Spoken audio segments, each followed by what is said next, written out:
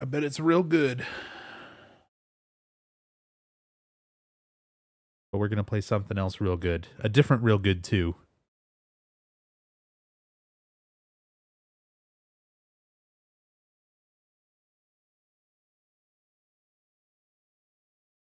What's up, Buctus? How are you doing, dude? Glad to see ya.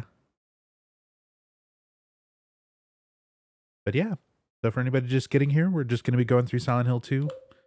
Um, it's going to be just a casual, not speed running, chill story playthrough.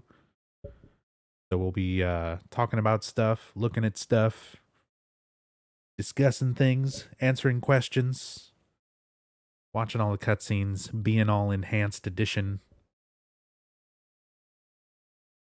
Are there still legit PC codes for Silent Hill 2? It wasn't ever released digitally. So there are still physical discs out there that you can get, yes. But that's it.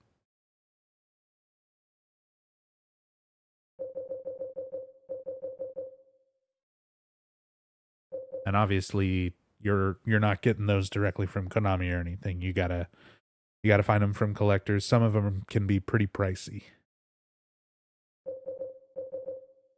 But if you're having trouble, you want to play these games, see how they work on computer and that kind of thing. Exclamation point Discord. Hit me up on Discord. Maybe we can figure something out. Perhaps I can help you in your search. Just start? We could just start. We could just sit here and chill and talk for like 45 minutes. I'm good at that too. We're going to do a lot of that during the playthrough. So, I don't know. We'll see. What's up, Gray Fox? All right, we'll start. So, yeah, like I said, we'll go ahead and kick right off from the beginning. For those of you who don't already know the story of Silent Hill 2, we're going to get into some things right away, talking about the sub scenario. But this is one of the main things I wanted to cover. This sub scenario, Born from a Wish. We're going to start with this. We're going to play it on hard mode. Very short.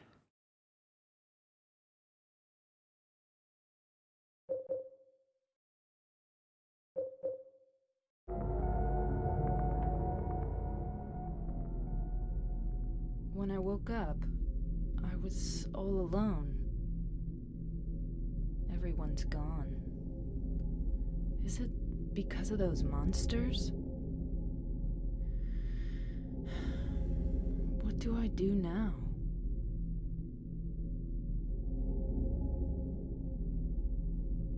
Do I fight and live? Or do those monsters get me? I don't have any reason to go on living. But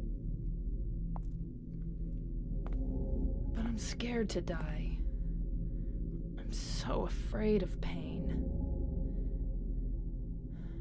Should I run away? I want to find somebody. I don't like being alone.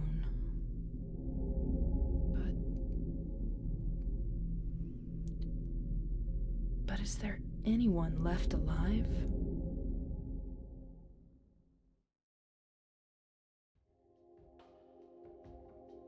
All right.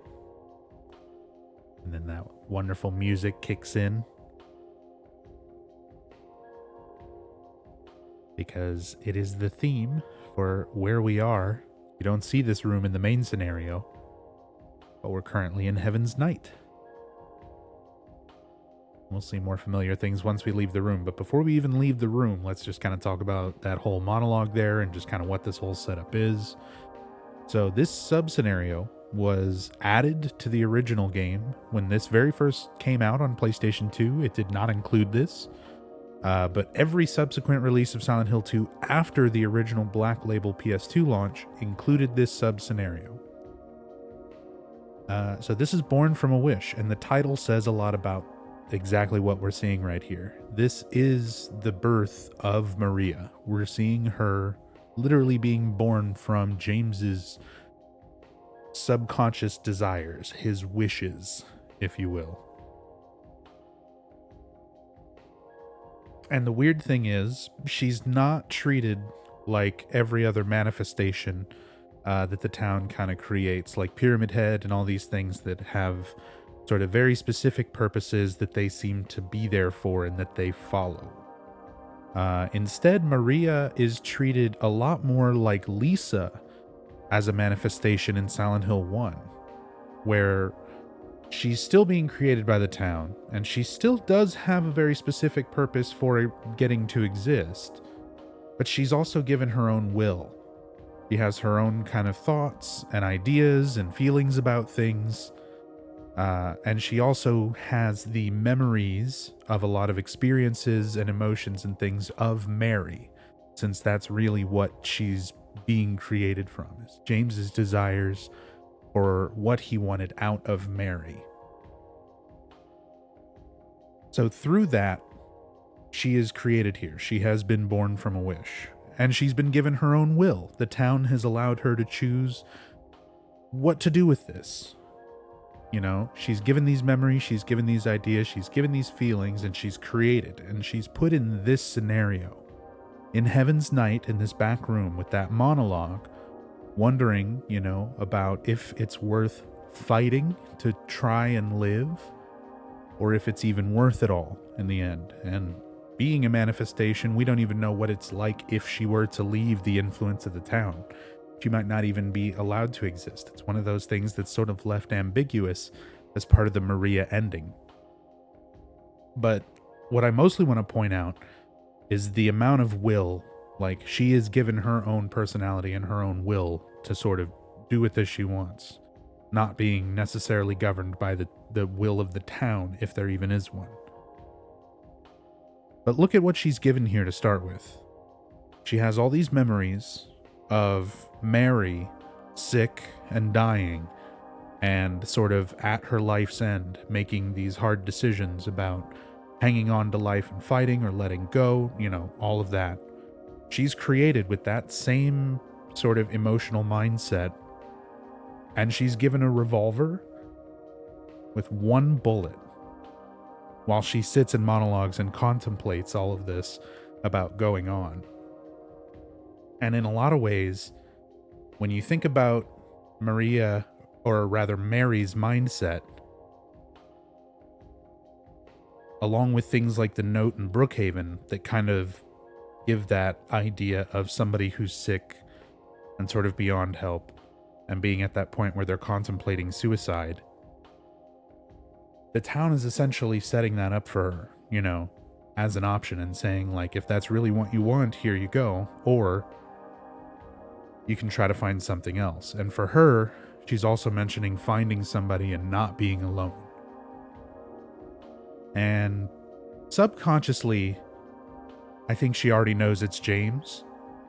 But this is sort of like the sub-scenario of Maria realizing through this little experience with the town itself what she is, so that she can make a choice about what she wants to do.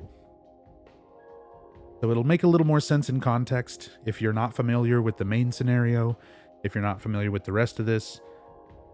It's going to be a long night. We're going to cover all of this, but that's essentially the setup. For people who already know the main scenario and will watch this and kind of see where this goes, you'll see what I mean. That'll make more sense, I guess. Bilbus, thank you so much for the Twitch Prime sub. Very much appreciate that, Bilbus. And you guys, let me know if the audio and everything is okay, if everything looks all right, sounds all right, if the game seems too quiet, if the mic seems too loud, anything weird, let me know. We'll fix it sooner rather than later. What's up, Fallen? Hey, Cody. What's up, Stefan? Hey, Vidril. Butts for Bilbus. Bilbus, thank you again so much for that support. All good? Awesome.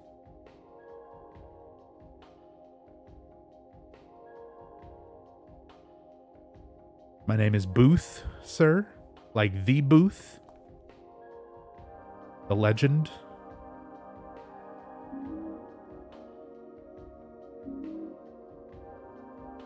Like San Japan Booth? Hell yeah, what's up? How are you doing, man?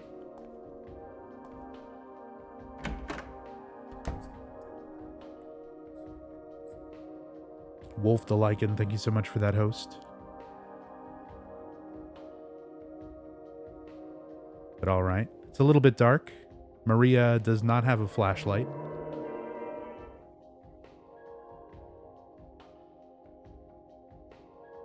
But Booth, you do have a subscription to the channel now. Dude, thank you so much for the support. Very much appreciated. Let's get some butts in chat for Booth, aka Vidril. My good friend, one of my fellow anime convention staff members and nerds who keeps me sane at San Japan every year.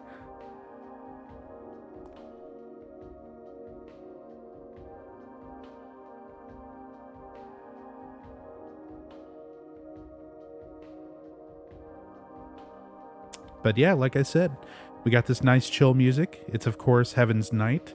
Once we leave this back room, which again is completely inaccessible in the main scenario, we can see it's the rest of Heaven's Night, although a lot of the town is closed off for this whole thing.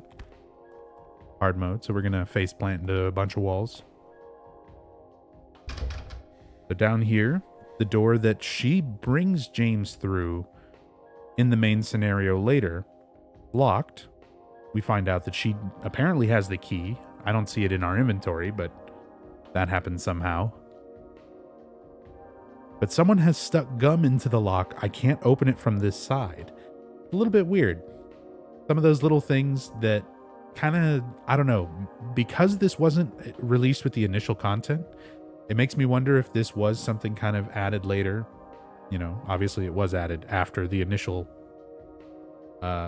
release. I know, right, Rachel? That's my favorite joke to make with this. Gum in the lock. Bunch of savages in this town. Perfect Clerks reference there. But the idea that this would have maybe come out later, and some things don't quite line up. Like, how did she know that she would be able to bring James through this door later if she already knows right now that there's gum in the locks? And at what point does she even get or realize that she has the key to this door? Things like that, you know? None of that's really covered. As said, this goes for more of just kind of the overall enforcement of the idea that Maria is manifested as part of the town, you know, just as much as Pyramid Head or the creatures are. But she's different from them. She's more like Lisa in Silent Hill 1, where she's a manifestation that has her own will, her own kind of thoughts and memories. Well, technically Mary's, but close enough.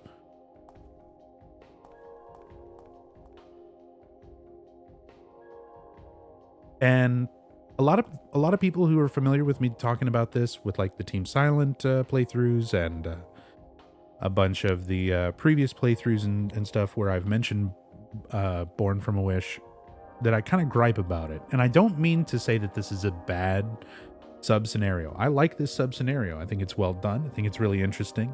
My only problem with it is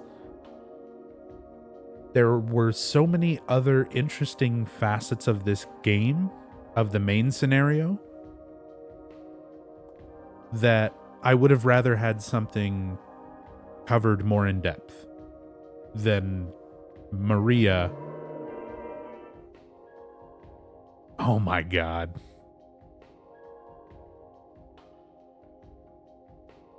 Holy shit, dude. Booth.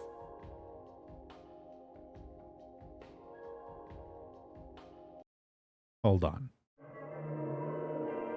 I'm going to tab out here. We've got a lot of alerts that are about to play out right now. Yo, Booth. With that big heap and help of support. Gifting 10 subs. So MNP Sebastian, The Big Toast, Horror Gaming, T is Metal, Kedakai Okami, Smuff Dog, G22. Oh man, a bot got one. Maybe you're not a bot, but I'm gonna call you G22 for short. Kyan Ojin, Boondock, Dewak, and Kitty Kate. Enjoy the subs. Courtesy of Booth, and Booth is not done yet. He's doing 5 more. He's doing another 5, dude. Booth, thank you so much. Randon, New York, Nightwalker, Lorailon, Nerd of Beard, and Mopsy.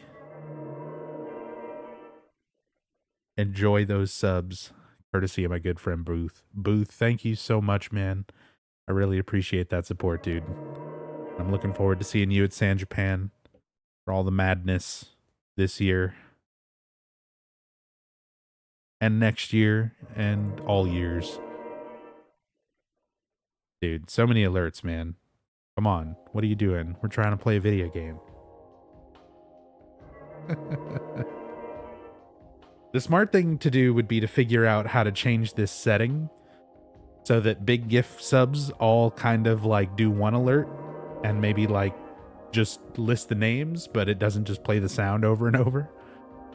But I feel like that takes away the impact of just how many 15 subs actually is and how much amazing support that is when we don't hear the fucking sound 15 times in a row. So I might just leave it. Thank you so much, Booth. Dude, thank you. Seriously. Very much appreciated. This counts towards more Book of Memories levels, right? Exactly. Exactly. I mean, I'm going to have to get back to it at some point because we're going to get the world record for story percent 1 to 21 zones. I mean, I think technically I already have it.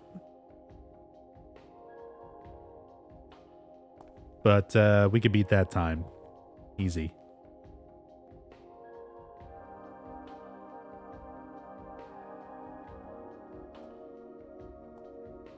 All right. So as I was saying before all that insane amount of support, again, congrats everybody who got a sub there. Enjoy those emotes, and thank you again so much, Booth. But yeah, with this sub scenario, the thing is, like, I really like it for what it is, but I would have really liked to know more about any other character.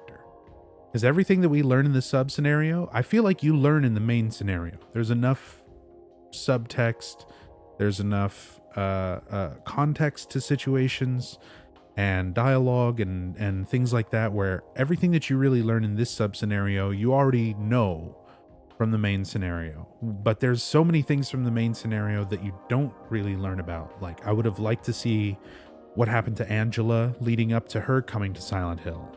I would have liked to see a little bit of what Silent Hill is like for her actively while she's here.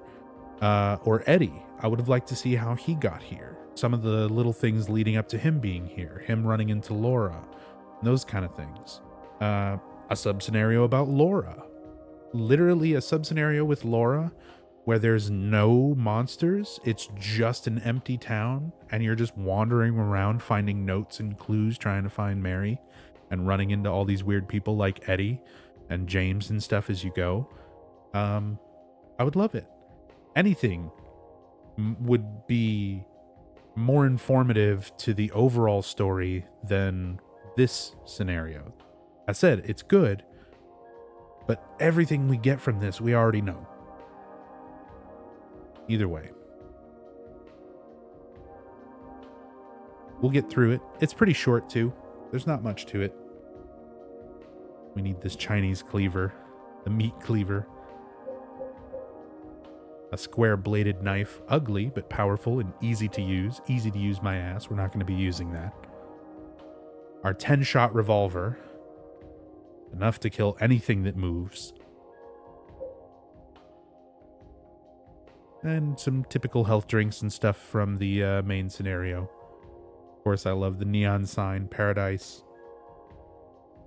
And as somebody pointed out, the little bit of tummy that they give the girl, which Maria, if you actually look at her model kind of up close, she also has. And my thoughts on that, I feel like that's one of those things that's somewhat intentionally done just to show that she's healthy, you know, that she's not withered away.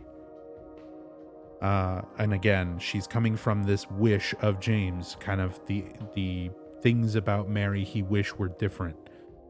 And that aspect of healthiness, that she's not withering and she's not, you know, skinny because of the illness, is sort of expressed a little bit more by giving her just that little bit of, you know, little bit of tummy.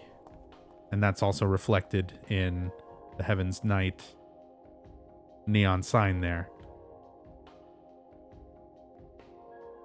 Some of the other things, the sign here that says kiss, and it's a similar color scheme to the clothes and everything that Maria's wearing.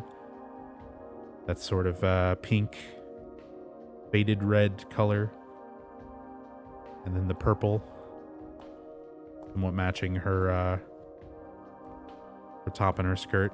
Although everything looks so interesting in the lighting.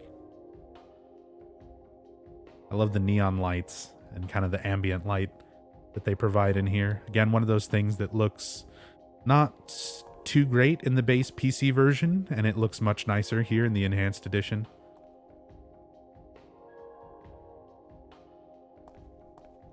Yeah, at least you can actually see in this version. Fuck HD Collection. Yeah, HD Collection, because of the way they changed a lot of things and, you know, tried to compensate for the lighting and stuff. There's... because you never get a flashlight for this scenario, and the game was made very, very dark somehow in the process of making HD Collection. So Born from a Wish is damn hard to play in a few parts because it's so fucking dark, even on the brightest setting. Well, let's leave this nice, comfy bar and that wonderful music. Step outside into Silent Hill. Sadly, there's not a whole lot of it to fully explore. A lot of it's cut off from us for this whole scenario. I love these angles as you leave this alleyway. Reminds me a lot of some of the camera shots in Silent Hill 1.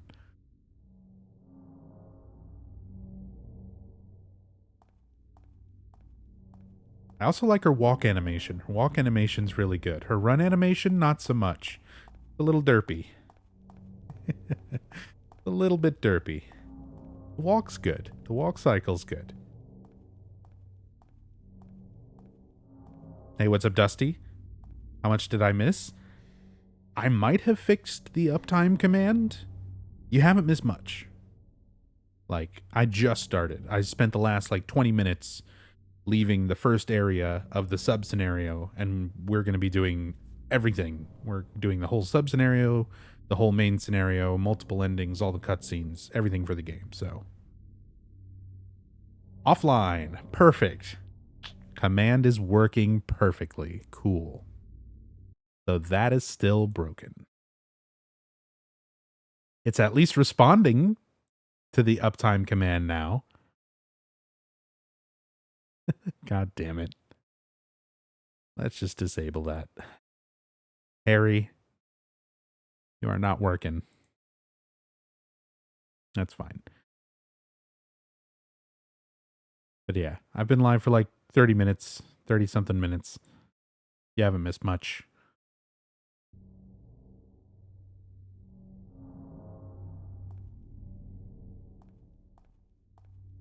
So, we also have a map. And despite everything else on this map here,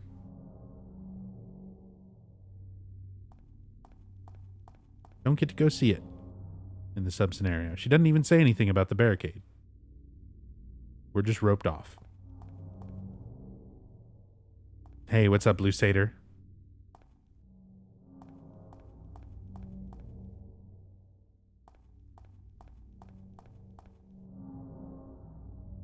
And, yeah. Hard mode. So these guys are a little more aggressive.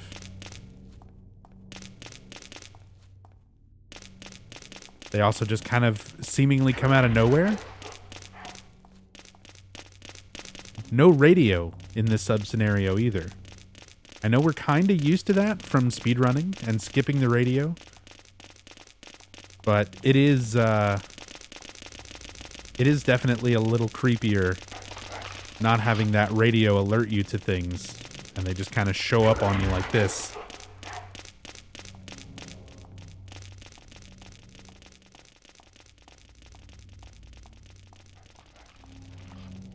If I really want to, I can outrun them easily. We can quick save, infinite stamina. We're still on PC version. But, not too bad. Once we get into the actual mansion proper. What a mansion! Then, they're a little more dangerous. We got Brookhaven Hospital. Good old Brookhaven, if you go by the sign. This enhanced fog makes it very, like, properly hard to see. Much like the PS2 version, because it is that PS2 fog layer. Again, Enhanced Edition fixes a lot of stuff. The sounds, the way the fog and rendering and stuff is all done really nice. If you want to find out more about that, type !EE in chat. I can give you a link to find out more about installing Enhanced Edition with the PC version of Silent Hill 2, and also a credit page, because it's a lot of different people working on a lot of different aspects and a lot of different mods that have all kind of been compiled into this. So, definitely gotta thank those fans for keeping Silent Hill alive, giving us the proper Silent Hill 2 HD that Konami never can.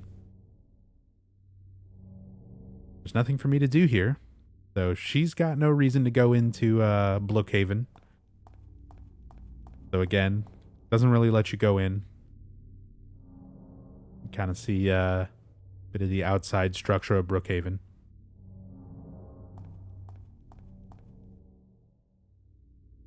Ambulance model that I think we only see here.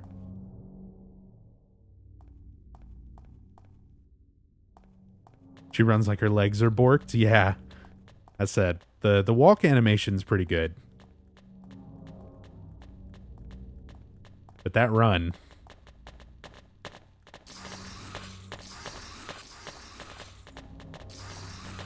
That is still a little bit of a goofy PS2 run. It is definitely a 2001 game. I said, I talk a lot of my love and passion for Silent Hill, especially this game, Silent Hill 2. But I am not blind to the fact that this is a video game of a mostly dead, like classic style, survival horror style, genre from the very early 2000s. And it definitely still shows. It's one of those things that makes me very sad that Konami is not better with their games and IPs and things. Especially now with like Resident Evil 2 Remake coming out. Seeing people stream it, and I played the demo, so it's like, I mean, it's pretty good. Pretty good. Even if you're just like a super hardcore fan of the original, it's kind of hard to hate on the new one because it's super good. And it makes me sad. Like Konami's not up to par with things like that. And things like the Silent Hill games. It would be really fucking great if we could get like a proper Silent Hill remake.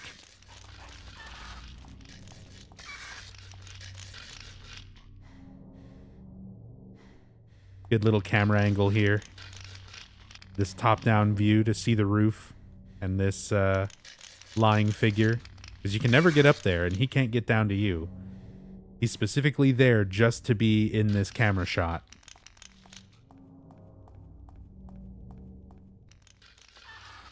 And they kind of wall things off. Some of the little areas where normally you can run through between a few of the buildings.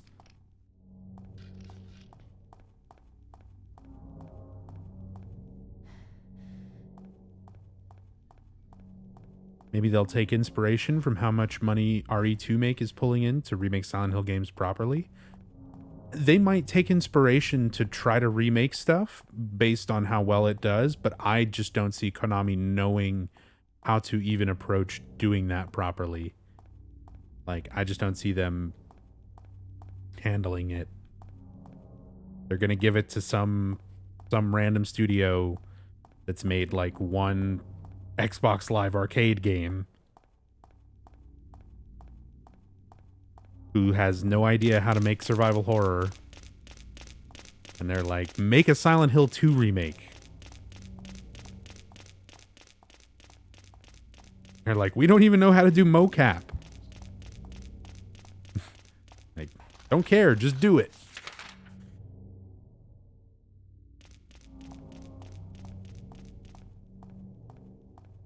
No, I don't think I would want it. I don't think anybody would want that.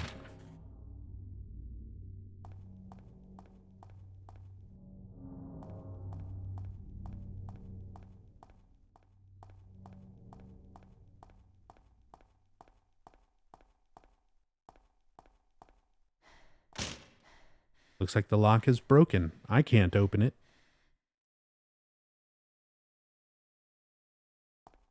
So where you would normally connect to the rest of Saul Street, the other side of the town, on the main scenario, still all locked up here.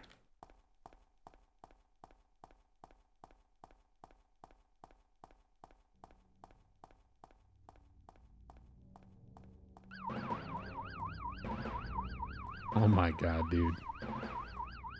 Booth.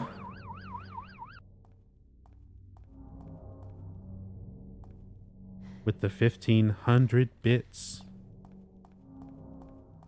Thank you so much, man. Making it rain tonight. Appreciate all the love and support. Seriously. Thank you so much, man.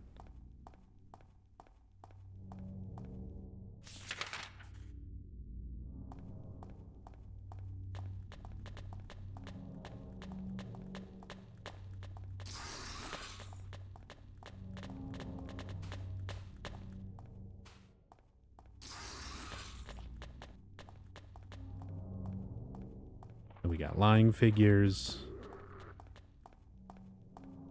mannequins. I'm a little sad as well. I understand it would have been difficult to put in the resources for some other creatures and then only use them for a very, very short sub scenario. And it wouldn't make too much sense in the grand scheme of things. But I kind of wish there was like a different monster or two. Something a little more specific to Maria. Instead of just all James's creatures. It makes perfect sense why it's James's creatures, though. James is here. She's one of James's creatures, like, just the same as everything else. She's one of the manifestations that's existing right now because James is in the town. He's in proximity. So that's the reason that all these things are here. But it would have been cool if there was something that, like, only she saw. I guess for her, that's kind of Ernest.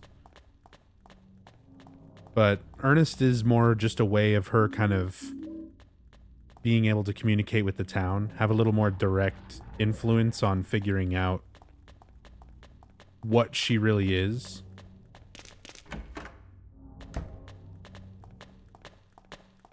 Here we go, the Spencer Mansion. That fucking music. It goes away like instantly. Let me try and stay out here for a little bit. I think it'll play again.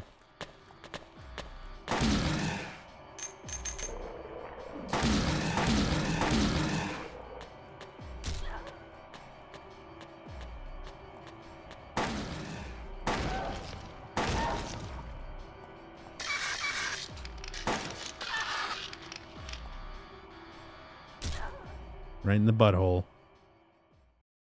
So there we go. Get to kill a few things. See those fight animations. That was all my bullets. And they were over here on a corpse. Dead. All she's got to say about it. And if you look, again, things are in the town the way they are because James is here. And it's a mutilated James corpse, just like the ones that you encounter in the main scenario.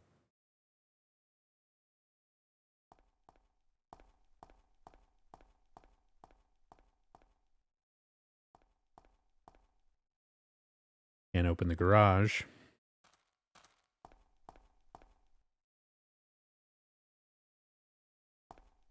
So it's the Baldwin Mansion.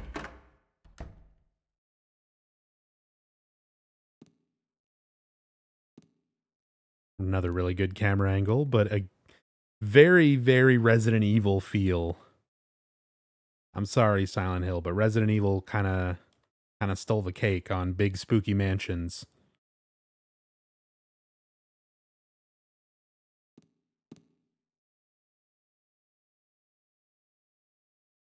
Although this one's a little more reasonable in terms of like actual architecture.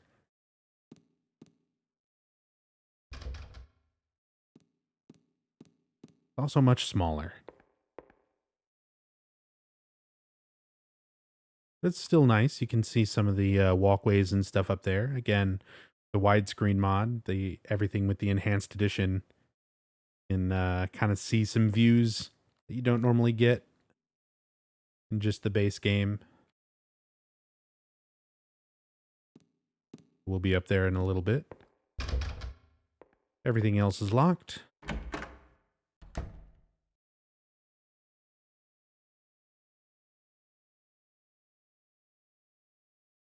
Resident Evil doesn't know the meaning of reasonable. You're not wrong, Trevor. You are not wrong.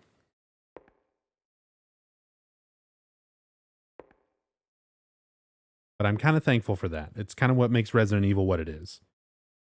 Like, Resident Evil is the old schlocky B movie, like, made into a game. And that's what I love about it. In the original ones, you know, even it's something that they've carried, that kind of tone all the way through the series, where like the dialogue and the characters and things just kind of escalating to points of such ridiculousness. They're like old canon movies or like old just 80s B schlock horror movies. They're great.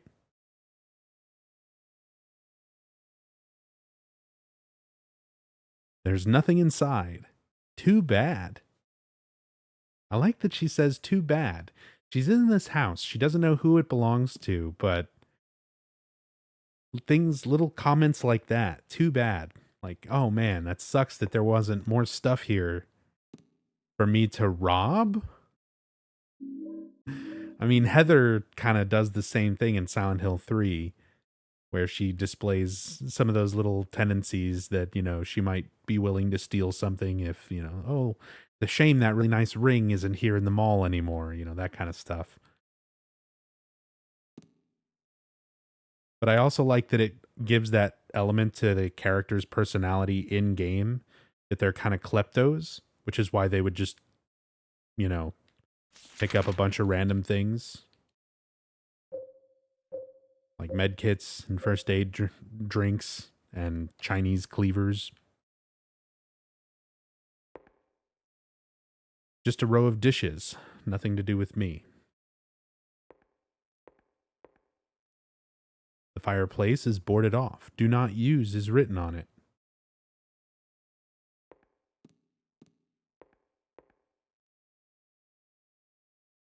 No. It's a model of the Earth. I think that's called a globe. Got no use for that. Locked door.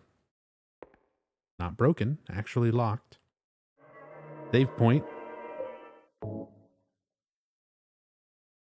And just like with the James save point, she doesn't make any comment on it, but the close up on her face, kind of this idea that your save is in the head of the character you're playing as. It's more of a like making a memory. It's a literal memory card. It's a save. Although I really liked the idea of Silent Hill 1 where Harry's a writer and saving the game is just him writing down his experiences on a notepad up to that point. Like it's a literal thing where he's just writing down what he's done.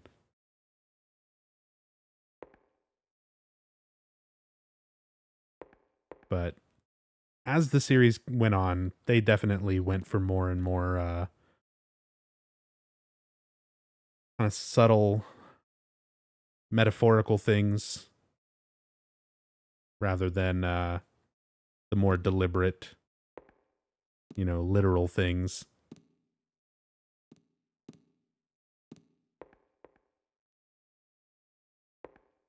Hey, what's a Passoir?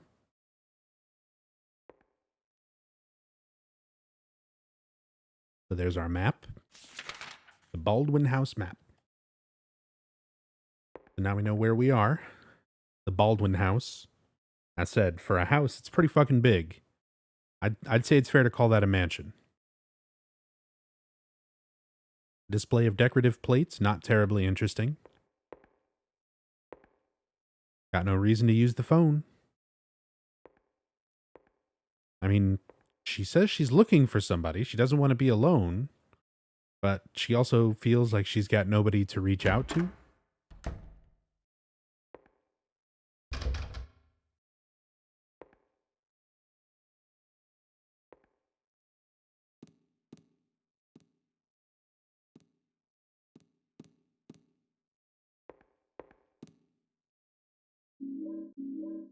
More revolver bullets. In her world, 911 doesn't exist. Pretty sure it does.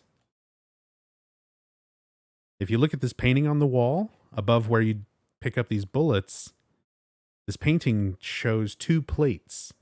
A red plate and a black plate. And they've got some holes in them. Now, unfortunately, this game does not have a zoom function the way like Silent Hill 3 does. You can do it with like some camera hack things, but not built in.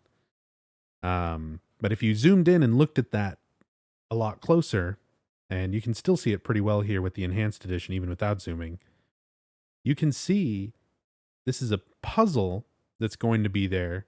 Like in a little bit later, we're going to have to solve a puzzle with these plates, and they're rotated in such a way to actually give you the answer to that puzzle. So it's not only a little bit of foreshadowing to that puzzle as it's coming up, but it's also giving you your clue to solving it. Them double shadows. Yeah, some of the lighting effects and things are not perfect, but they are still like actively working on things in the enhanced edition and fixing things as they get pointed out. So that's one of the nice things about this. This is an ongoing project. It's really, really good already. And there's still a lot of modders who are actively making it better. So worth keeping up with.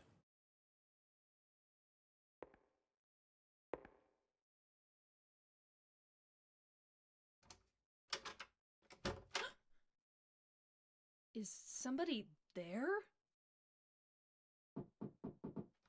Open up. Hello?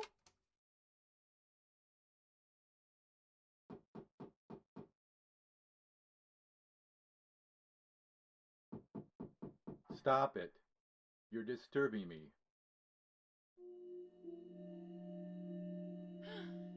Thank God. I finally found somebody. Can you open the door? No. But why? Is it really necessary for me to answer all your tedious questions? Yes. Oh, I didn't know that. I want to be alone. Other people just irritate me. I just want to see another human face. Do you know what's happening in this town? There's no one here. Just monsters. Yes, I know. But so what? It has nothing to do with me. No one here means there's no one to disturb me. You want to be alone in this insane asylum? Yes, exactly.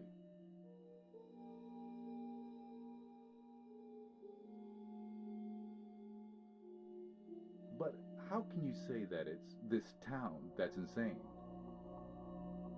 Perhaps it's we who are insane. Both of us. Hopelessly insane. Are you satisfied? Would you leave me alone? My name is Maria. What's your name?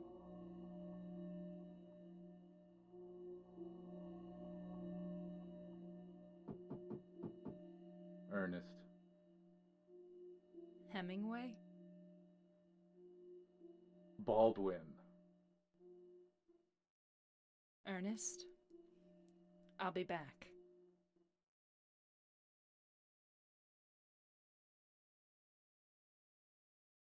So we're in the Baldwin house, the Baldwin mansion, and we've met the owner, Ernest. And we find out a little bit about Ernest, who or what he is, and kind of his story, his backstory, kind of what happened here, what he's trying to do as we go through this scenario. And it kind of helps Maria realize a little bit more about the town and what she is. And I like that Ernest gives the idea that, you know, kind of hints it might not be the town that's crazy. It might just be the people in it. And you can't help but think about that in a lot of different ways. First off, it's kind of showing that there are a lot of different perspectives to the town. It is visibly different to the people in it experiencing it. But it's also a bit of a hint that the town is just reflecting kind of the minds of the people in it. So in that sense, it is the people in it and their insanities and fears and insecurities that are being reflected into the insanity that the town is showing.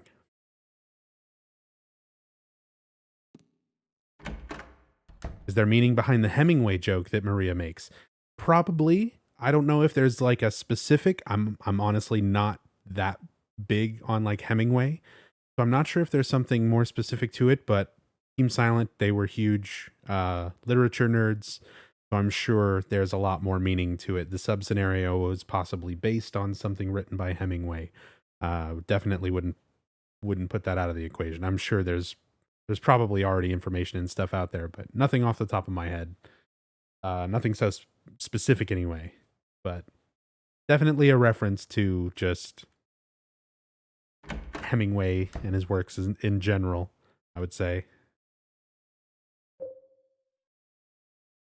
So we picked up a whiteboard, a white metal board with square holes punched into it, found in the second floor entrance hall. And if you examine it, it's actually got one of the rebirth ending items. So with this, we've got the white chrism, the vial of white chrism. And there's something written on each board. When the white breath is found, I shall dedicate this thing. O spirit of the mist, grant us fortune eternal. So what we find out through the main scenario, especially gathering the rebirth ending items, the rebirth ending is collecting ritual items. It's essentially getting the knowledge and information from a couple of books, one about the history of the town and one specifically about one of the gods here, the Crimson One, and the rituals around bringing someone back from the dead, and the items that are necessary to do that, which are the white chrism, the obsidian goblet, and those 2 books.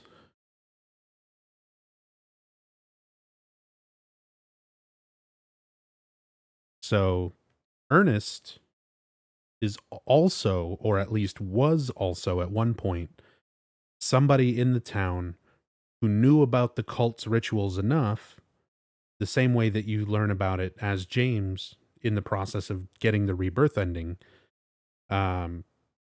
to have information on these items, on this ritual, and to even have some of these things kind of referencing the items. And Ernest is going to actually send us out a little bit later to go and get the white chrism itself. And we find out a little bit more about his motivation for doing that in the process. That's also locked. Hear a banging and then some small footsteps.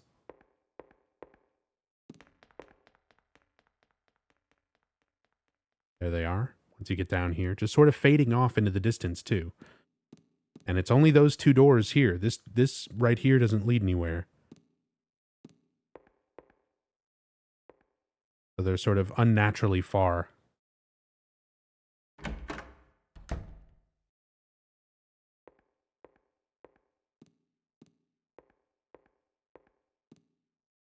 Yeah, Dusty Manson. Silent Hill is not based off of Centralia. The movie version was inspired by Centralia, thanks to Roger Avery. The games were based on some real-life locations, but not Centralia. They were based on some areas around Maine. Like, the first game was heavily inspired by areas like Cushing, Maine, and Freeport, and Portland in Silent Hill 1 and Silent Hill 3.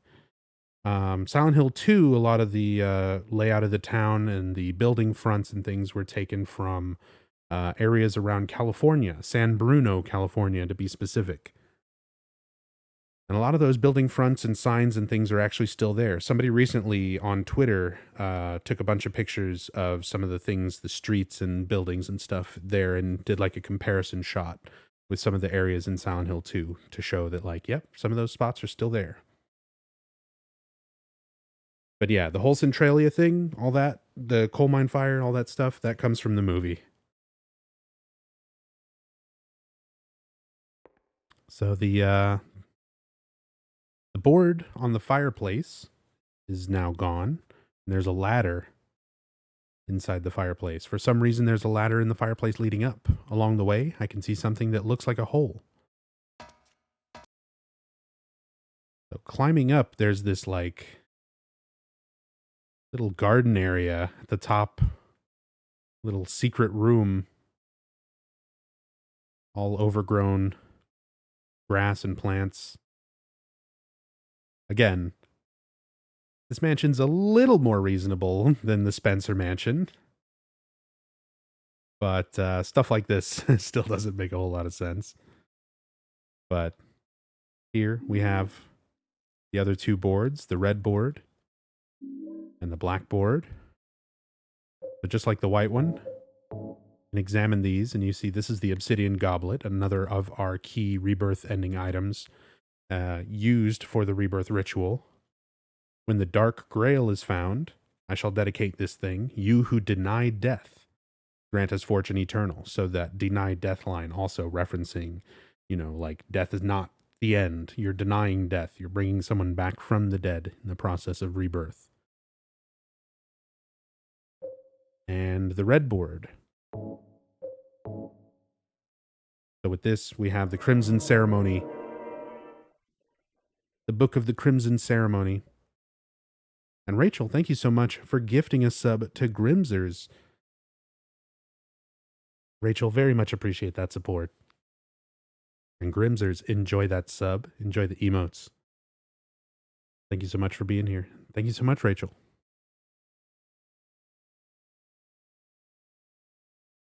Didn't even know that you could play as Maria. It's not the full game. It's just like a little sub scenario But yeah, it's in every version of Silent Hill 2 except for the very, very original PlayStation 2 Black Label release. But like the PS2 Greatest Hits release, the Director's Cut, or Interfere, or whatever it was called, it was the same thing, but called a bunch of different titles depending on the region that it released in. But yeah, everything released after that original first PS2 launch included this sub scenario. And it's okay. It's pretty good for what it is.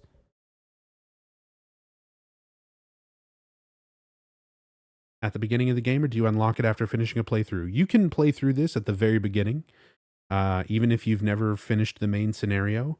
Although what's interesting about this is if you do play this sub-scenario first, like if you've got a fresh install or a fresh copy of the game with no memory card, and you just play the sub-scenario first, it'll actually pop up a little text warning that's like, this covers a lot of stuff, referenced in the main scenario. We recommend playing the main scenario first. Do you still want to play this sub scenario? So it gives you an option to like opt out. But yeah, I wanted to cover the Born from a Wish sub scenario, especially since none of my stuff that's archived on like YouTube or anywhere has me covering this, even though I've talked about it a lot in the past. So for the sake of archiving it, we're going through it. And we're just going through everything kind of in depth today with the whole main scenario as well. So first two tablets, we've got the white tablet with the white chrism, the black tablet with the obsidian goblet, and now the red tablet with the crimson words. When the crimson words are found, I shall dedicate this thing. O you gods deep in slumber, grant us fortune eternal. So again, more references to this rebirth ritual in these plates. And again, the clue to solving this puzzle was shown on a painting above the stairs in the main part of the mansion. And then there's a tombstone here. There's a square depression in the center of the tombstone. And above that is a carefully carved epitaph. Along with you died joy. All that remains is despair and a future of meaningless tomorrows. But I will never give up. One, to see your beautiful smile again. One, to beg the blessings of the gods. I wait for that day. When the boards cover all sadness, too will be covered. But until my dreams return to reality, I will have to swallow all the pain. Yo, ISO, thank you so much for gifting a sub to Holgren. Very much appreciate that support. And Holgren, enjoy that sub. And enjoy them butts. There you go. Some butts in chat for Holgren. And for ISO. Thank you so much, man. So we have this epitaph written on the tombstone that is representative of Ernest and his feelings after losing somebody. This tombstone here is representing the grave of his daughter. So that epitaph is supposed to be, from him to her, that he basically gave up on life. After she died, all his joy died. His whole reason for living kind of died with her. But that's why he was so desperate to have her back.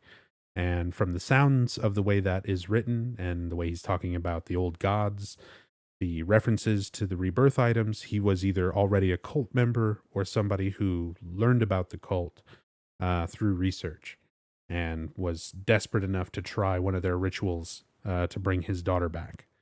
Much like James learning about the ritual and the history of the town in the process of getting the rebirth ending and being so desperate that he tries to perform a ritual to bring back Mary. So this is all kind of set up to parallel a lot of the feelings of loss and desperation and the want to bring someone back. The whole sub-scenario is made to kind of parallel that idea for not just Maria, but for the player as well, to get this idea across that this is something that plagues both James and Mary. This is something that involves them both, and this sub-scenario is just kind of showing Maria's way of kind of catching up on that, I guess. But again, it feels a little too repetitive for me. I really wish there would have been a sub-scenario on any other character for things like that. I feel like we get enough of that impression from the main scenario itself. But there's a key stuck in as well. And no matter how I try, I can't pull it out. So the last part of that epitaph was about the boards covering all the holes. And that's exactly what you have to do here. You need to place the boards in and rotate them so that none of these holes go all the way through. And I usually do this wrong. I always forget the order if it's from left to right or right to left. But basically, you can just put the first two boards in. I think it's white and black. Just go in like this. Insert as is. And then insert the last one 90 degrees to the left. Yep. So it's left to right. Put the white one in, put the black one in, both as is. Put the red one in 90 degrees to the left. Again, if you look at the painting, you can see the orientation of the holes on the boards for a clue as to like how to rotate them. When the three boards overlapped, he came free. Got the acacia key. So it's the acacia key engraved with an acacia flower found embedded in stone slab.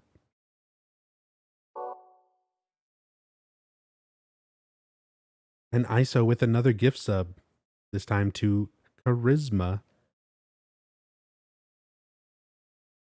That Charisma.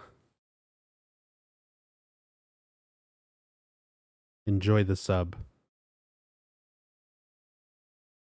Enjoy them emotes. Thank you again so much for the support, ISO. Very much appreciated.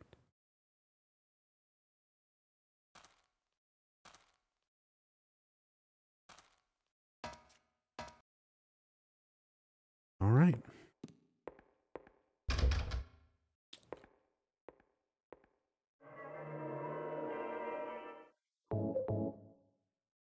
Save it. So much nub tea in this chat. Oh yeah, we got some butts.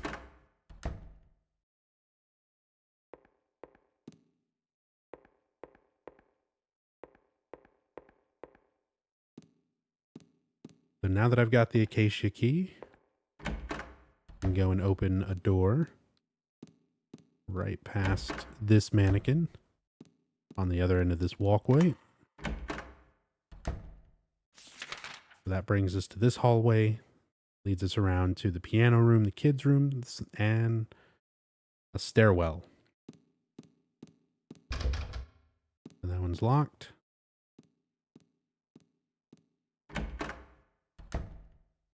These are some of the areas where, like, it's so dark on the HD collection, you can't even see that door. So the kids' room is open. That's a fun camera spin. And you can get some more insight into Maria and her memories and where they come from by examining some of the things in here. You look at the stuffed animals. Stuffed animals line the top of the shelf. Nothing very interesting. Oh, is this a teddy bear? It's not very well made, but it's sort of cute anyway. I bet Laura would love it. She loves bears. Laura? Who am I talking about? Stuffed animals are lined up. After that, that's it. You only get that text once. So, as soon as she sees the bear, it brings back a memory. And of course, it's not her memory. She doesn't even make the connection of who she's talking about yet. So she doesn't really know how to place all of these things, but she has Mary's memories within her. Like, it's part of who she is. And because Mary had such a strong attachment to Laura, seeing the teddy bear and making that connection sort of brings that to the surface for Maria. So this is again just there to emphasize, that she is born from James's desires, born from his wishes, and kind of created using Mary and her memories and her experiences, her emotions as kind of a blueprint.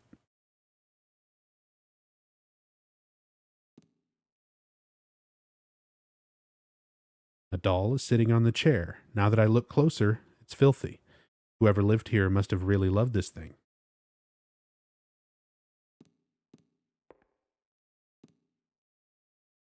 The shelf is filled with fairy tales and other children's literature. I'm sure I've never read this, but somehow it seems familiar. So she's sure that she's never read these, but somehow they seem familiar to her. Because, again, she hasn't read anything, really. She's only existed for a few moments now. But she has the feeling that she's existed longer because she has these memories of Mary. And things that Mary has done, like read these books, possibly with Laura, but just being familiar with these books that she's never read, it's coming from these memories that are detached, where she's like, I know I didn't do this myself, but they're still familiar to me. Oh man, and Grimzer's paying it forward with a gift sub to Prodigy. Grimzers, thank you so much. Very kind of you. And Prodigy, enjoy that sub, courtesy of Grimzers. Grimzers, thank you so much. Very much appreciate that support.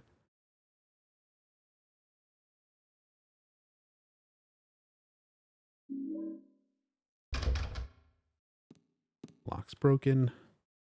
Small bed for a child. So that's all that stuff. Again, it's interesting. I like that they enforce these ideas of her being a manifestation and having these memories and all these, sort of experiences that she doesn't quite connect, just to kind of give you a better idea of who and what Maria is and kind of her mindset on things.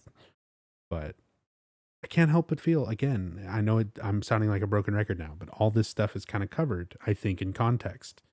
And it's not blatant about it, but there's enough there to figure all these things out in just the main scenario and your experiences with Maria through that.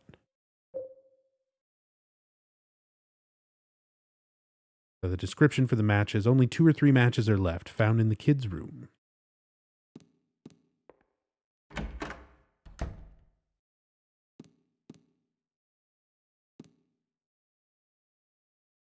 Nice, Tie Wings. Oh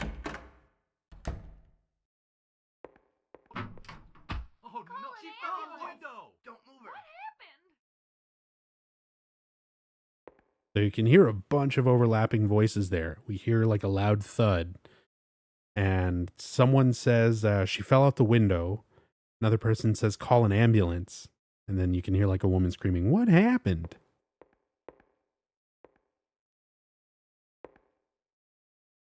So giving us some impressions here of kind of what happened. What happened?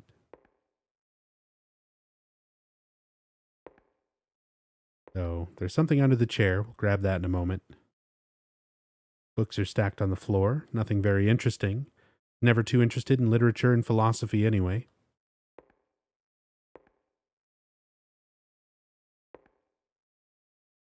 There's a wooden box here. Nothing particularly unusual about it. Pile of junk. Doesn't look like there's anything useful. So she's got a little bit to say, but ultimately nothing else too much going on in here.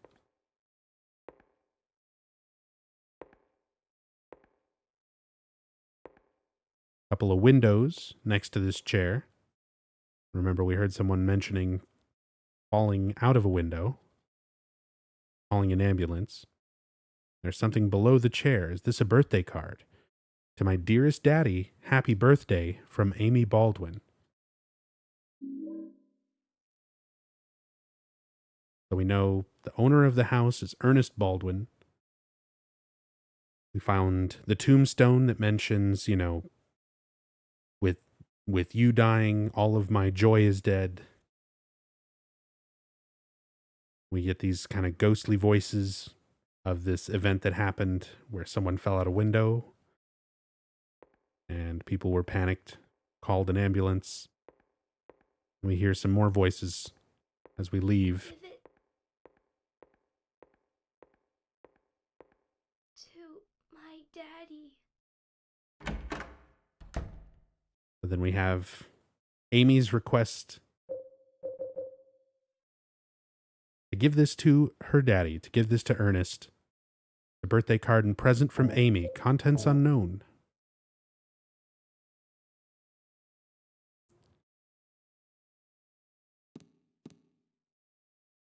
We'll go give this to Ernest.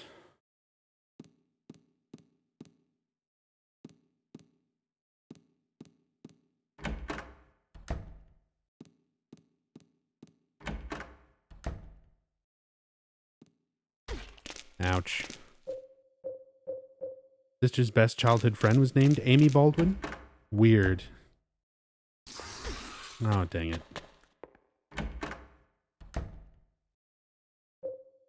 So we come through here. And no Ernest.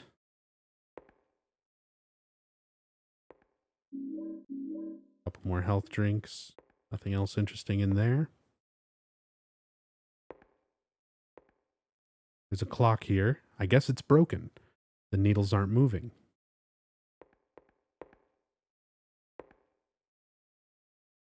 There's nothing interesting inside or above the fireplace. I like that she specifically notes that now that she's found a ladder in the previous fireplace. Got that first aid kit. There's a book here. Looks like a plant encyclopedia. Acacia, just like the key. A genus of evergreen trees of the mimosa tribe of the pea family. Its tiny flowers are yellow or white and grow in clusters. Common varieties include the gum tree. The acacia tree is a potent symbol in many religions across the world. In Christianity, it represents eternal life and morality. So again, it's things tying into this rebirth theme that applies both to Maria and to Amy Baldwin and kind of what Ernest was trying to do here. In ancient Egypt, it represented purity and rebirth, again, spelling out rebirth right away.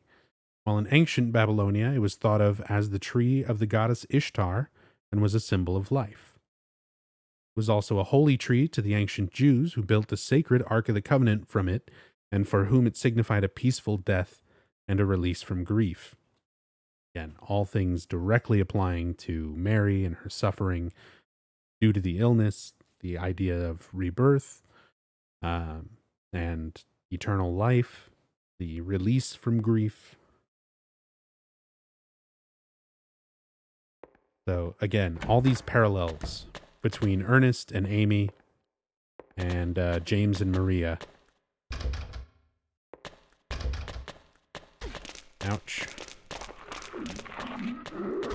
Ouch. Avoiding RE2 streams. Yeah, so am I a little bit. I've already hosted a few friends and you know, don't mind seeing little bits here and there, but I'm also, for the most part, kind of trying to avoid Resident Evil 2 streams right now, because I won't be playing it until sometime next month.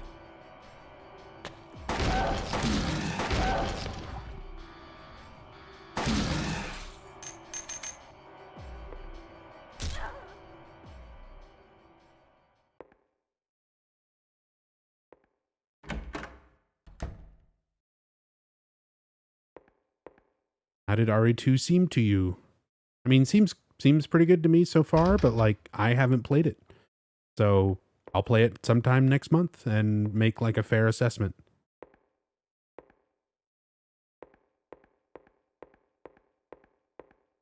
But otherwise, I haven't really had any experience with it yet. I played the demo. Demo was all right.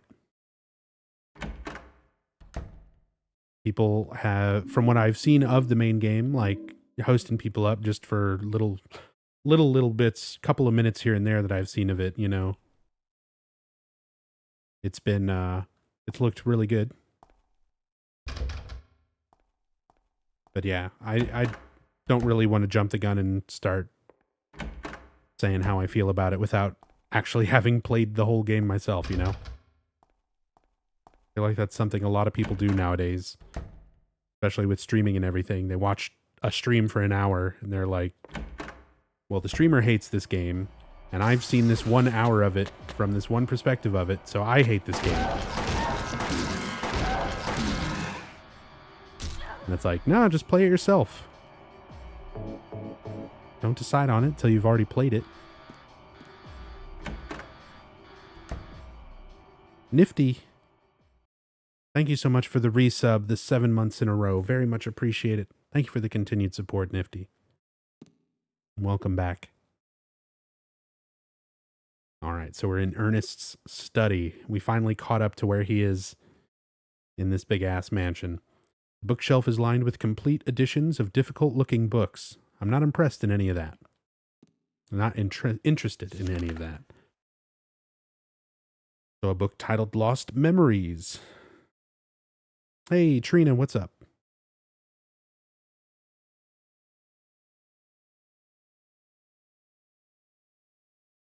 I have the strongest trust, you may even call it faith, in the miracle called resurrection of the dead. Upon the hill where the light descended, the beast intoned his song with words of blood, drops of mist, and the vessel of night, the grave become an open field. So again, he's got books alluding to the rebirth ritual. Upon the hill where the light descended, we actually see this island, the actual hill in Lake Toluca, the hill in Silent Hill. There's a little church on it. Words of blood, the crimson words, aka the crimson tome, the red book that you use in the rebirth ending. The drops of mist is the white chrism, which we're actually about to go and get for Ernest. Another one of the rebirth ritual items. The vessel of night, reference to the obsidian goblet. The people wept in fear and joy at the reunion, but my faith in the salvation of Xuchilpaba did not waver. It's also spoken of in the ancient legends. The original worshippers did not believe that death was the end, but that it was simply the path by which the deceased returned to nature. They also believed the process was reversible. Something imprinted towards the bottom of the page. Did Ernest write this? What could it mean? Blood red, mist white, night black. Yeah, no shit. Ernest figured it out. Spelled out very plainly there, but I do like the context, again, of everything having that theme of rebirth so that we understand sort of what Ernest is going through, what he's trying to do, how that relates to James, how that relates to Mary and Maria. We get another cutscene with Ernest here.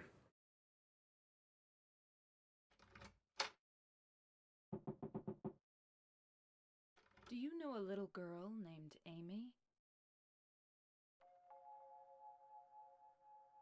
Why do you ask me that? This letter. To my dearest daddy. It's from a girl named Amy Baldwin. Your daddy?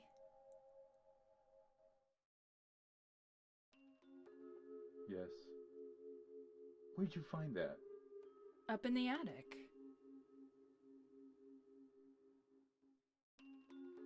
Oh. What a fool. Now, when it's too late, I finally understand why.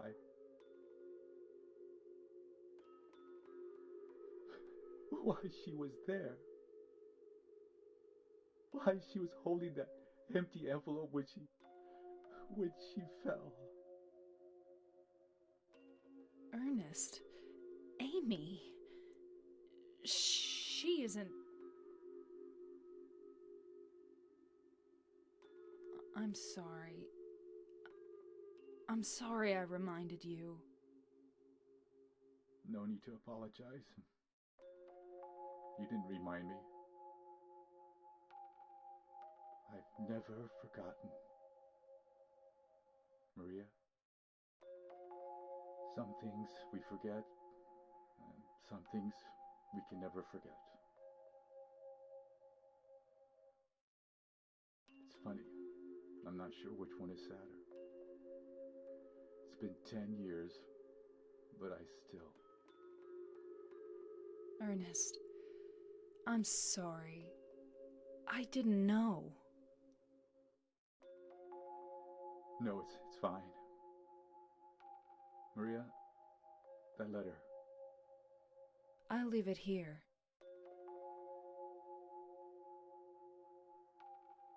Thanks.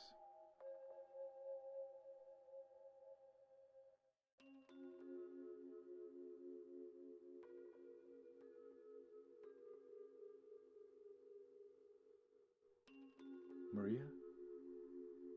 So you must be... That's why you could see me. Huh? So perhaps that means that I can hope for a miracle as well. What do you mean?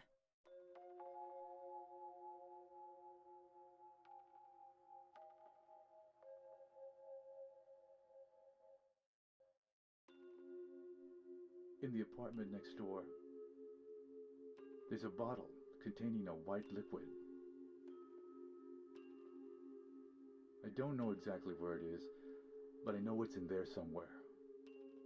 I must have it. You... want me to get it for you? Please. Why don't you just get it yourself? If I could, believe me, I would. But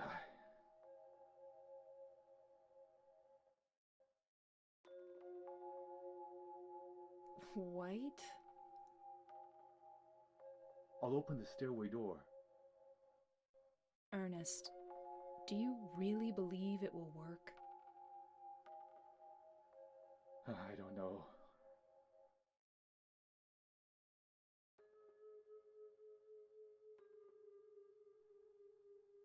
Well, that's okay. I don't mind fighting for an impossible cause. Anyway, it beats just giving up and doing nothing. Maria, thank you.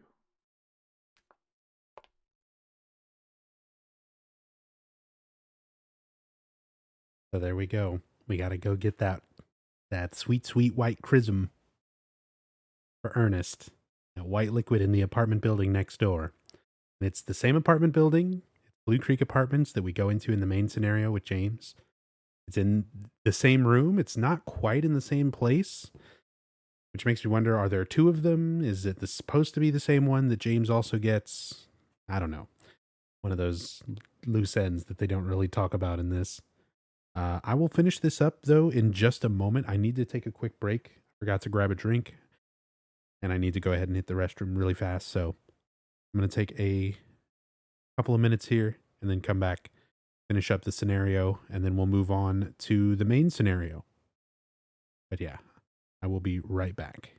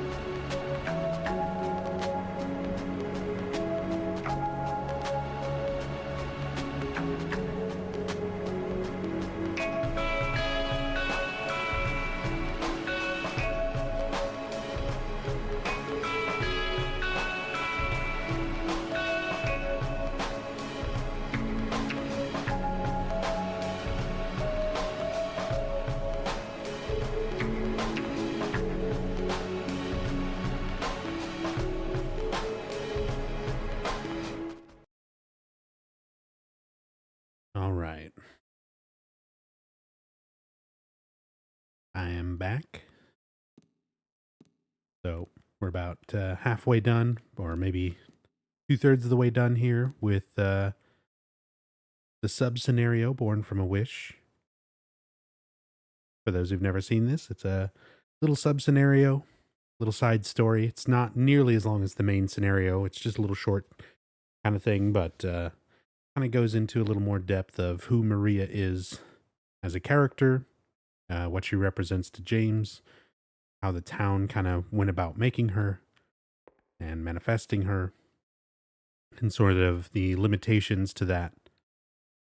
While she talks to Ernest, who's kind of a strange figure. It's funny, in the last cutscene we saw before the break, he mentions, Maria, you must be, that's why you can see me. He kind of trails off and mentions, that's why she can see him, even though you never see him. I don't know if that's a mistranslation or an assumption on his part or what, but kind of an interesting thing.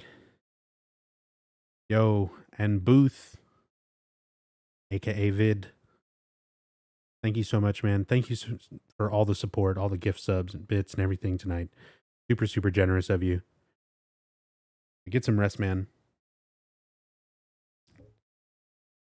Hopefully see you again. Definitely we'll see you at San Japan one way or the other. But yeah, take it easy, man.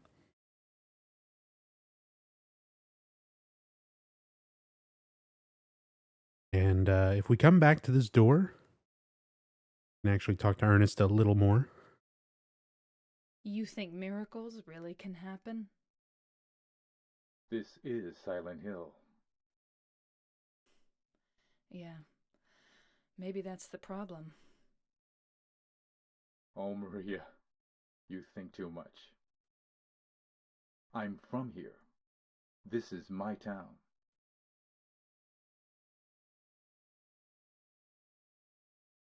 So the kind of implications of that, what they view as a miracle, and the fact that Ernest says, he's from this town, it makes you wonder if this is actually somebody who lived in the town at one point and was a member of the order, presumably, which is why he knows about all this stuff, has all the books, or if this is more, he's from this town, like literally the town is what created him.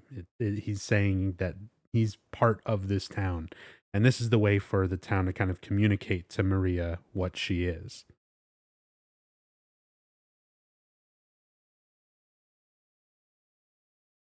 On the table here, we've got Amy's present to her father, Ernest, found with the birthday card. I think I'll leave this here. So he opened up the door at the top of the stairs. Not these stairs.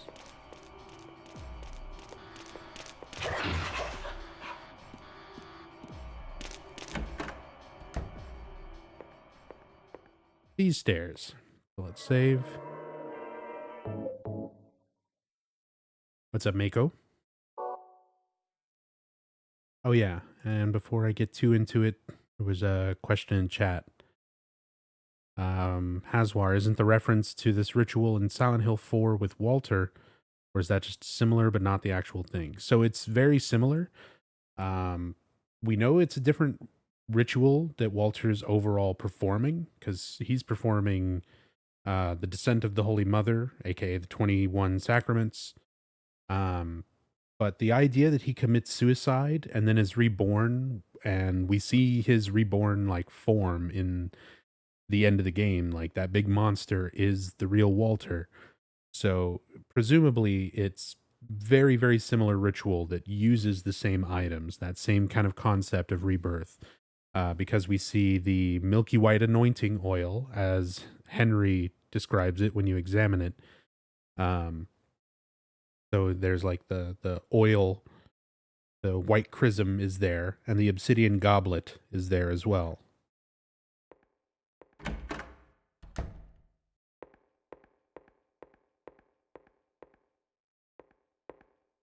And yeah, you find those things in the hidden room in 302 with Walter's corpse.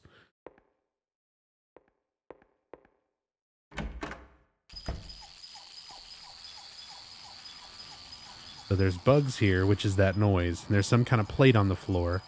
It says Amy Baldwin. She was loved too much by God and also other things.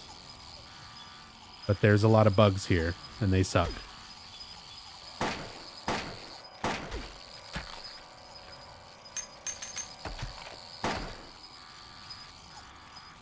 Maria, stop aiming at that one. Shoot the ones that are alive, please.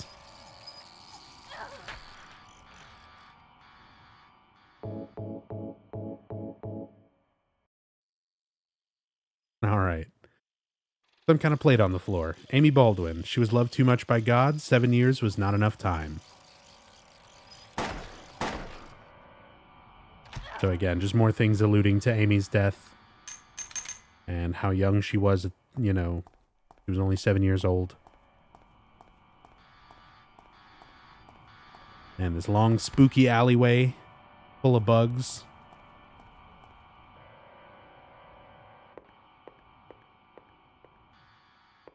And if you ever want to speed run this, the category for this sub-scenario is on hard difficulty.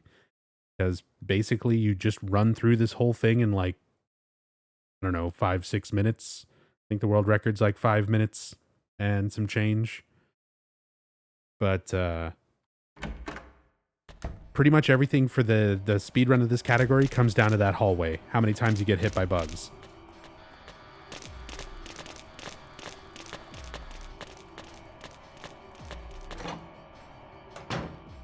There's some writing and graffiti and stuff out there. We'll check it out when we're coming back. First, here we are in Blue Creek Apartments. And most of the rooms here you cannot get into, but this one you can. Normally back here, in this little part of the kitchen, is where you get the white chrism for the rebirth ending in the main scenario. But for this little sub-scenario, it's found over here on the desk where you would normally solve the coin puzzle.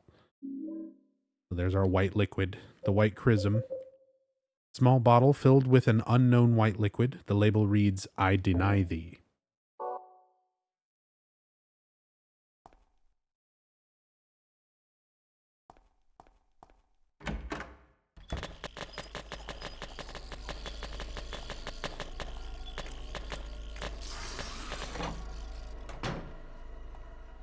So most of the apartments themselves are closed off. You only get to really see this little bit. But it's interesting because this door is locked in the main scenario. And I like that they kind of connect everything here to kind of show you the other parts around the building. and kind of how the rest of this stuff connects.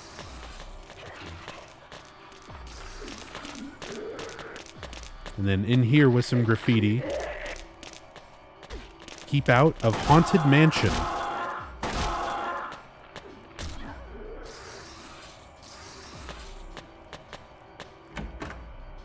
So it gives you a little bit more of an impression of Ernest.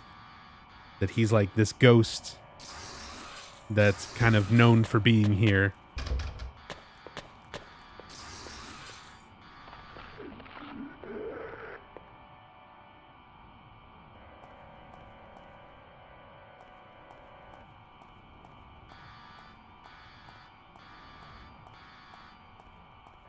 We got his white chrism. We're bumping into walls. We're taking it back to him.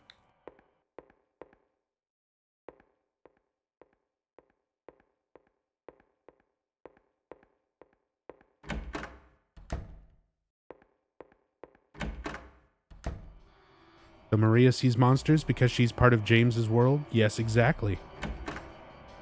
She essentially is one of James's monsters, which is why it's all still the same things. It's all still James's creatures. I was talking a little bit about that earlier, but I think that was before you came in. So this is it for the sub scenario. We got him his white chrism, and as I said, that's it. This is a real short little thing. So we kind of have our final cutscene and credits here. But then after this, I'll be jumping into the main scenario. So here's our little conclusion to it. Again, kind of a cool little sub-scenario, but everything this enforces, Maria being a manifestation, having a will of her own, having Mary's memories, the manifestations like the creatures being part of James's, mind and being a part of that.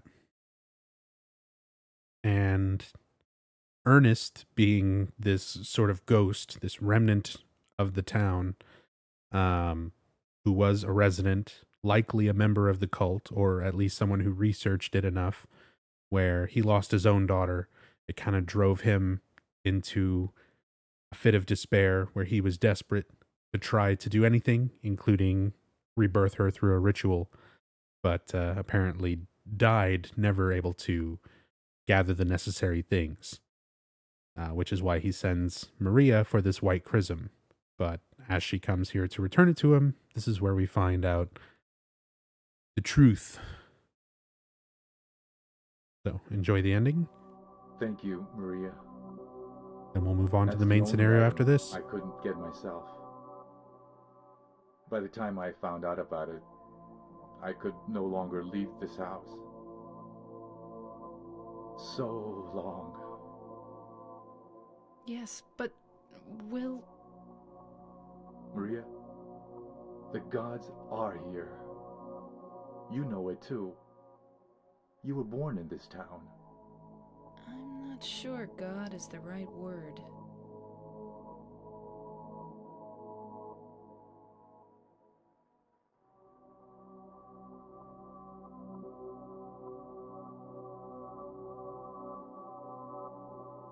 Do you believe in fate?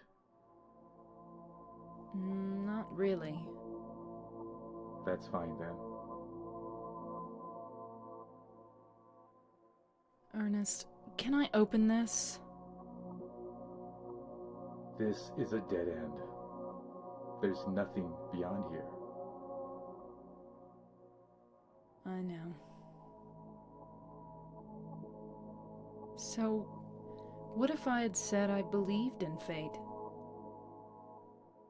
That James. He's a bad man. James...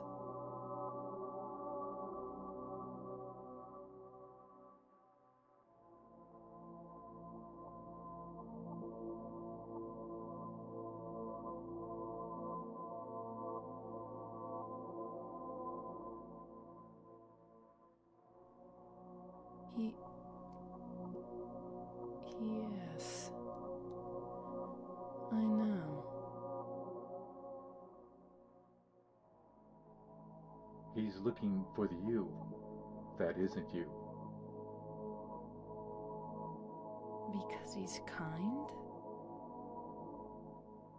Do you know something? Yes. Maria, you're... Anyway, that's just what you think. You don't really know anything. That's fine. Okay.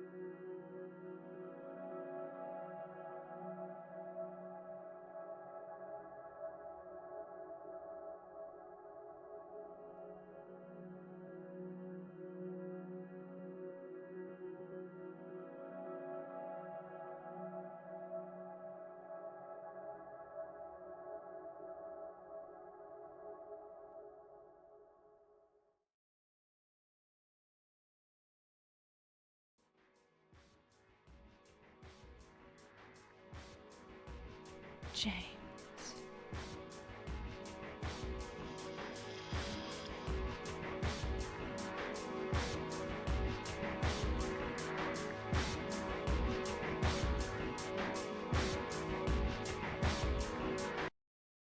Mary?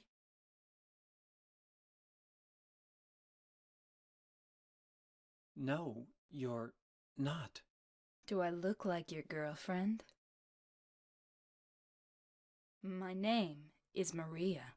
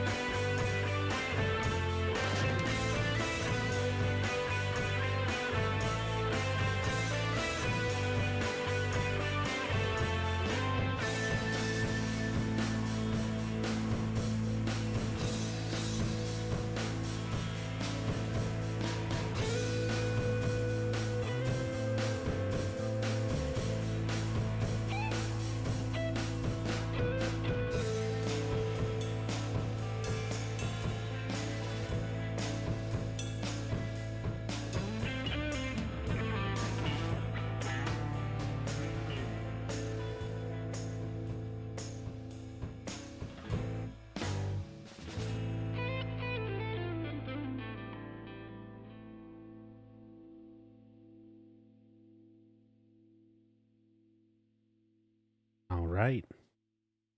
So that is it for Born from a Wish. I'm gonna skip that one. We'll listen to Thema Laura after we finish the main scenario. Daily Mail.